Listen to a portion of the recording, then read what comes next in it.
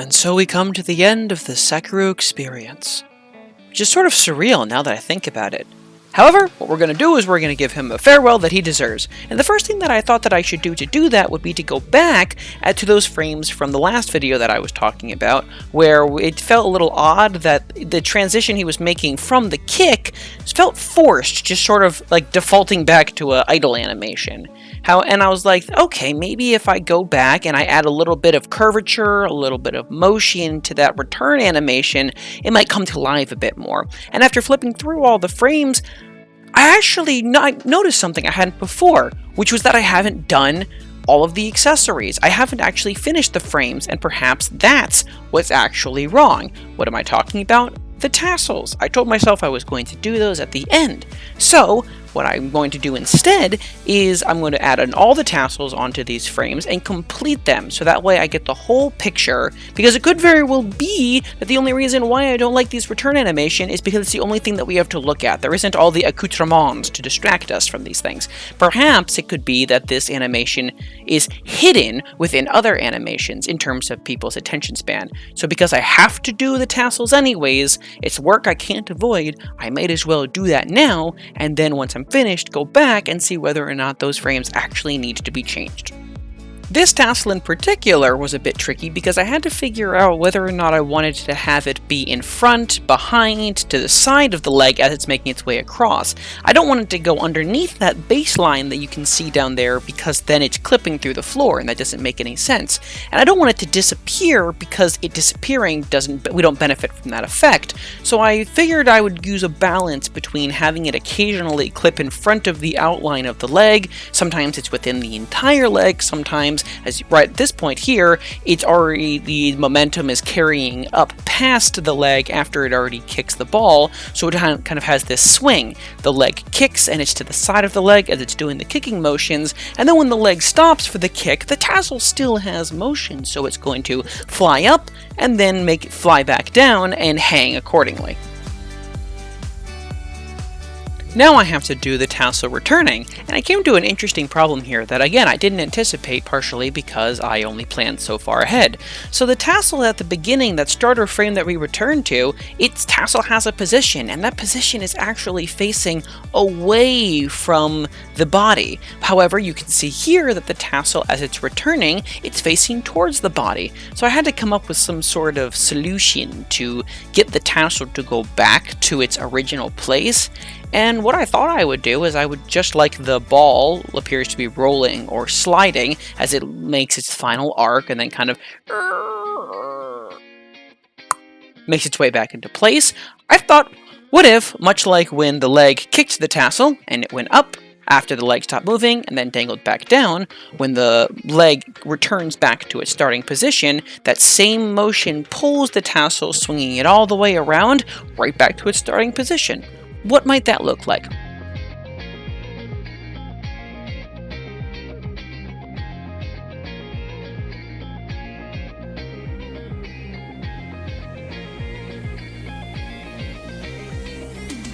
I gotta say, even I was surprised that that worked out nearly as well as it did. I really am gonna get all these good luck guesses are just gonna catch up with me at one point or another. Like, I'm definitely gonna get to the point where I'm just keep like tossing darts at the wall going, I need to fix this problem, I need to fix this problem. I wish I hadn't used all my good problem fixing karma back when I was just doing exercises. I could really use a little bit of that now while I'm doing actual work that I'm trying to get paid for. But hopefully I can make like a deal with the devil at some point later on down the line, so that way I can take this beginner's luck of mine and just sort of translate it over to my my professional career. That would be lovely.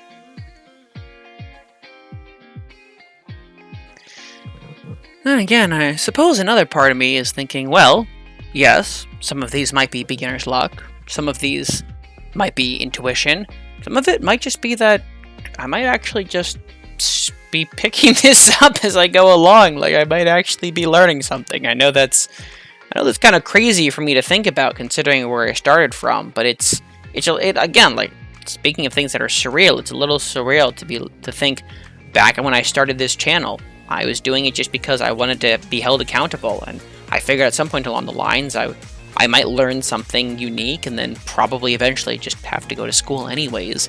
But now I'm starting to feel like maybe this work that I'm doing on my own, maybe I'm actually starting to get something from it. That's wild. Well, anyways, this whole process ended up being one long, tedious effort of looking at a frame, trying to decide where I wanted the tassel to be, and then using the scroll bar to scroll back and forth and back and forth. I think scrubbing is what it's called, to scrub back and forth and get a feeling for the speed that the leg is going, or the arm, or etc. is going, so that way I could see, alright, the tassel is going to be this far back behind, because if an arm is moving slowly, or a leg is moving slowly, the tassel isn't going to trail behind it as far as if the leg was or arm was moving really, really fast, right?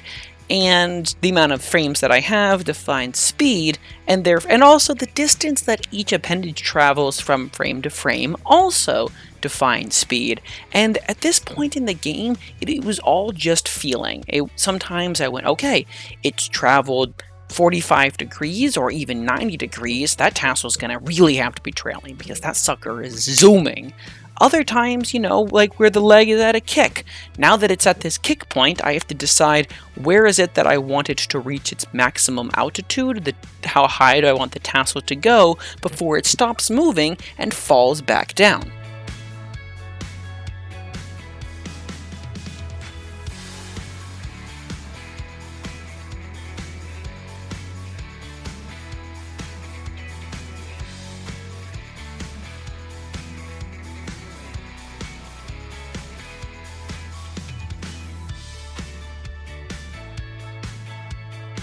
Now this is where things get difficult again. The left arm was even harder to do than the right leg. The right leg follows one plane that it swoops across, so the tassel always stays in front center stage. However, on the left arm, you can see it's above the body, it's below the body, it's to the left, the right, behind, in front, the whole swooping around. This tassel is going every which way. So I had to figure out what are the different angles that I want it to be seen at. And here for the bottom, you can see, alright, I figured, okay, it's already swooped across this arc. It's probably going to be a little bit further forward, like if I was holding, I don't know, a flail or something. If I was holding a flail, and I was flailing it in front of me, and, I'd probably hit myself, because I pretty much suck at everything, but the flail body itself would be arcing in front, and slightly below because it's heavier. I went with that with the tassel because it just felt right here. And then when we get to the stopping point, where much like the tassel when it comes off of the leg, when it kicks, and then it flies up a little bit, and then droops back down and hangs. The same thing happens with the left arm here. As he goes and contorts in, the tassel flies across from above the body, and then when the arm stops, the tassel sort of just and stops. And then, here we are, going right back around, and it's pulled just in a way that makes sense. I mean, we're going back to our default position right now.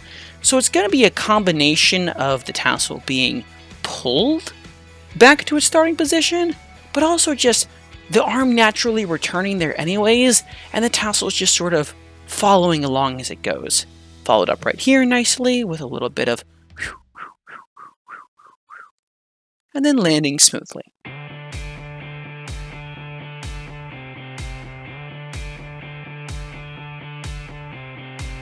And boom! That's exactly what I was looking for.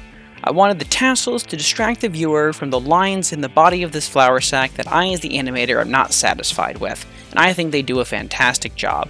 They all flail about in believable ways based off of the arcs that their respective appendages make, and the distance they travel, how fast they do, and on top of that, they're all pretty cute. So I'm going to call that a resounding success.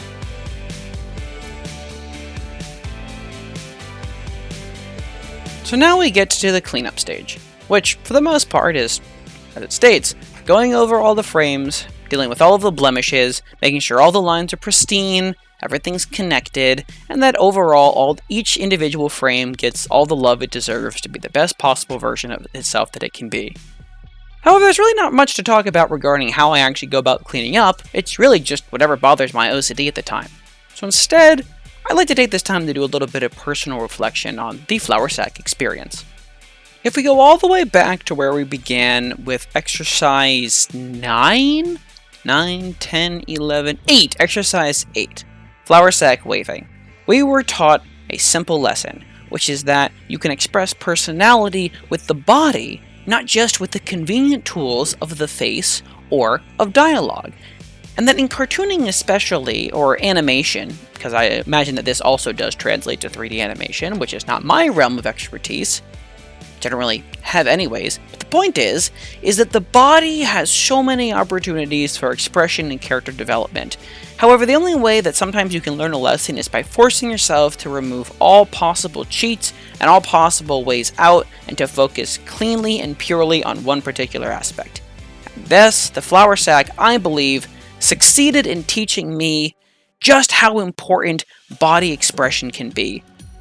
And not because I myself actually learned this, but because I was showing these animations to people in my life as I went, to my family and to my friends, my parents, my neighbors, etc. And all of them were in love, honestly, with this flour sack. He's not even really all that well drawn. I'm actually really bad at drawing things. I'm very rudimentary, I'm learning as I go, so I didn't have my artistic prowess to distract them. All of them were like, oh my gosh, he's adorable. Holy crap, he's my favorite. My parents were looking forward to all of the different versions that I was drawing, and my friends gave me all the support. Now, yes, I'm very happy to have them there, and one could say, well, they're your friends and family. They're there to support you. To which I would respond, not everybody is lucky enough to have supportive friends and family. So for all of you out there that do have those, count your blessings. For all of you out there that don't, that's what we're here for. Here on the internet, we are here to support you. Anonymous strangers unite. Anyways, I could immediately see the effects of what these lessons were trying to teach me. The people that I'm showing these animations to, however brief, didn't have any context. Yet, they could see not only on exercise 8 that the flour sack was waving, but he was also really happy to finally get noticed. They could see that he was tired when he was jumping up the steps, and that he was feeling successful and victorious when he got to the top. There was nothing telling them that that's what should be. They noticed that, they picked up on that intrinsically. And that success really solidified these valuable lessons for me. Now, it'll be a long time before I can figure out how exactly it is that I want to apply these to people. I'm sure it'll be at least rudimentally from the beginning. I'll have my characters making silly poses or over-exaggerated movements, because that will feel like the most logical next step to make. And of course, I will also at some point probably have to figure out how to draw people and bodies, so that'll also be a really nice, awkward little learning stage. But I have to say that I've learned so much about character development from Sack-A-Roo here, who he himself doesn't have a chance to speak for himself, but it's through his body and through his sheer unadulterated passion to persevere that I've created this character with really no overarching goal. It just happened naturally. And if that can happen with a character like this, where I'm just working on it because, I ought to, and I want to, not because I intend to do anything with it, if I can not only become myself so attached to this character, but my friends and family and people watching this can become attached to them, imagine what I can do, and what all of us can do when we really put our heads together, when I really pour my heart out into a character that I really want my audience to like.